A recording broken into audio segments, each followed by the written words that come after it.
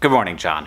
It's easy for us Americans to get caught in our bubble, especially when things are as weird as they are right now, but the rest of the world continues to go on, and in Brazil that means the government kind of totally falling apart in a way that makes House of Cards look frankly boring. When I asked about it on Twitter, Brazilians mostly sent me GIFs to explain how they felt, but I also got a message from a diplomat in Brazil who told me that Brazilians have a saying.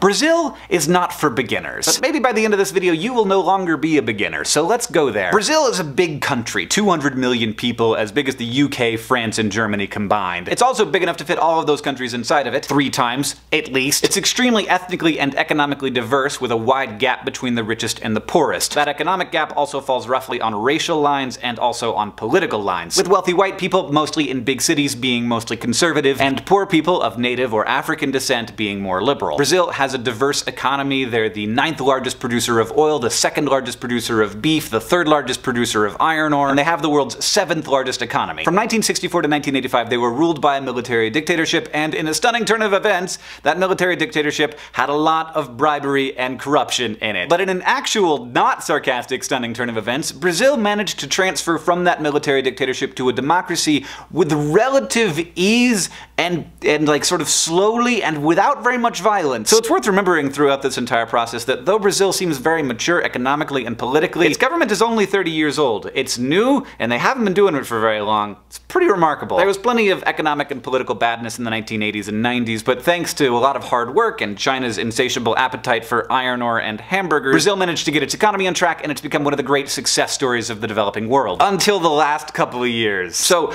remember how bribery and corruption were really rampant in the old military dictatorship? Well, that's a difficult thing to take out of the culture of both companies and the government, and it has not been removed in Brazil. But over the last 30 years, Brazil has become more democratically mature, and somewhat unusually for Latin America, it has a really strong independent judiciary and a really strong independent police force. So the rock of Brazil's culture of bribery and corruption has come up against the hard place of its strong independent judiciary, and something had to break. And it has. But before we get there, let's talk about Lula. Luiz Inácio Lula da Silva was in the 80s a revolutionary socialist who mostly worked against the military dictatorship as a union organizer. After the dictatorship transitioned to democracy, in a very weird, cool, long story that I don't have time to tell you, Lula emerged as a strong political figure and the head of the newly formed Workers' Party. And the Workers' Party wasn't able to gain much national traction until Lula became what some Brazilians called Lula Light. Still Lula, still for the people, still from the poorest part of the country, still representative of that soul of Brazil, but also willing to work inside of the system, also willing to help out big corporations, who are a big part of Brazil's economy and how Brazil works. After running and losing 3 times, Lula was elected in 2003 and remained president until 2011, during which time he presided over some truly remarkable achievements, including an extremely successful social program that basically paid poor families to send their children to school, a program that's credited with helping lift tens of millions of Brazilians out of poverty. Lula left office with an unprecedented 80% approval rating. His chief of staff, an economist who was once a guerrilla fighter against the military dictatorship and was captured by them and tortured,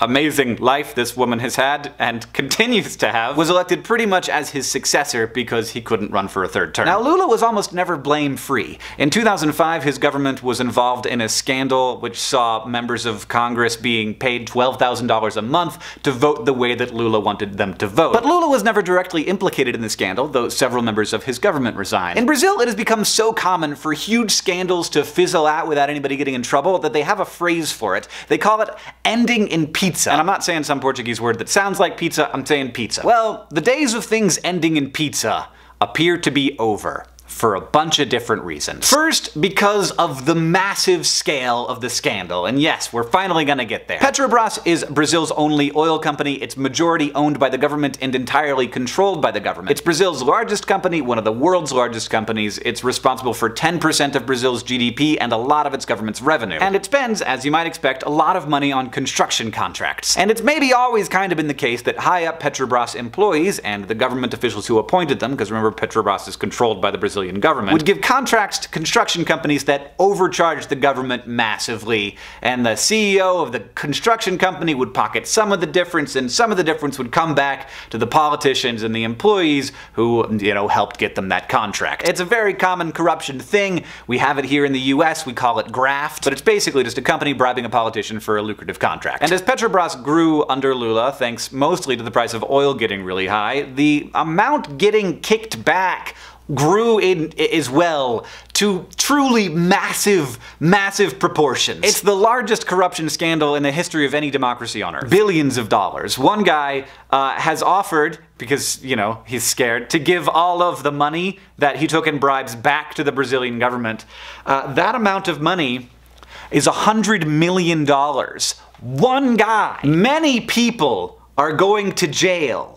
This is not ending in pizza. Around 100 of Brazil's current members of Congress, almost a fifth of the entire body of Congress, is under investigation right now. No political party is blame-free, but the Workers' Party, which was in charge at the time and also supposed to be the party against this kind of corruption, is catching most of the flack. But it's more than just the scale, it's also just awful timing. People are poised to dislike the government right now because Brazil is in the middle of a giant recession. The scandal has resulted in lots of lost jobs, the Zika virus epidemic is hurting tourism, Chinese retraction is terrible for Brazil. Massive trickle-down loans to large corporations didn't spur economic growth, and if you've been to a gas station recently, you know that oil is not the profit center it once was. Always difficult for politicians and citizens, Brazil has had to implement austerity measures to get its budget in line with its revenue. But it's more than just the scale and the awful timing. Brazil also really mostly doesn't like the current president. They just don't like her. 2/3 of the country, according to a recent poll, want her to be impeached. But it's more than just the scale and the economy and the president that nobody likes. It's also Judge Moro, a guy who has taken lessons from the 90s campaign in Italy to take down the mafia. A guy who is willing to make deals with criminals if it means uncovering more of the scandal. A guy who doesn't mind bending the rules if it means getting support from the public. And a guy who doesn't seem to mind being deified and exalted by a lot of the Brazilian public. Searching for some non-political person to put their faith in, Brazilians have taken a lot of the love that they lost for Lula and put it into Judge Moro. He says he has no interest in politics, but he doesn't really seem to be acting that way, and if Rousseff is impeached, and there are 2 current hearings trying to impeach her,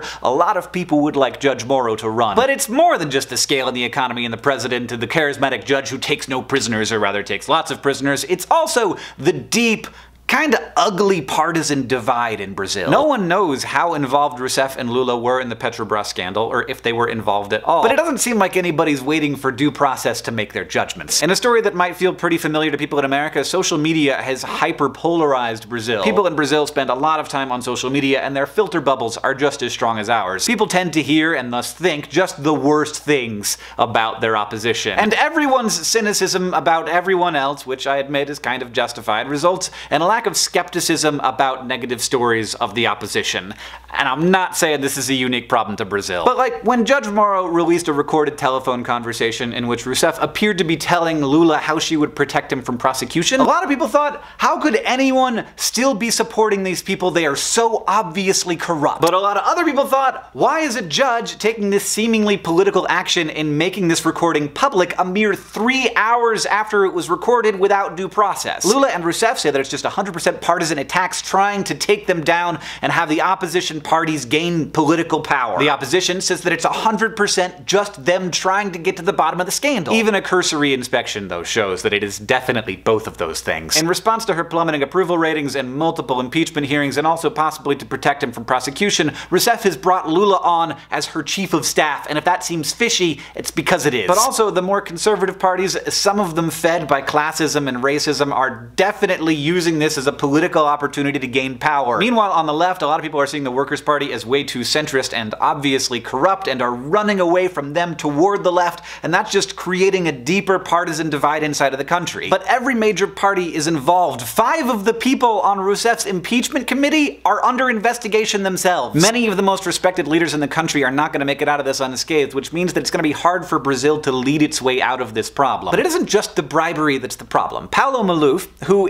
literally can't leave Brazil because he's wanted by Interpol, ran for re-election and won with a campaign slogan, "I steal, but I deliver. Lula, on the other hand, has had his own quote from 1988 thrown back at him on every social media platform on the internet. In Brazil, when a poor man steals, he goes to jail. When a rich man steals, he becomes a minister. Many Brazilians now see this as Lula predicting his own future. Now, this is all bad in the near term for Brazil, but I think it's good for Brazil in the long term because it shows that being a crooked politician is not worth it. As for what happens tomorrow and the next day, nobody knows. It's a bad situation, and Brazilians on the whole are very cynical about the government, but they're also very pragmatic. While passions can certainly run high in individuals, there's an overall culture of peaceful evolution rather than violent revolution, and very few people seem at all interested in giving that up, which is great news. John, I'll see you on Tuesday.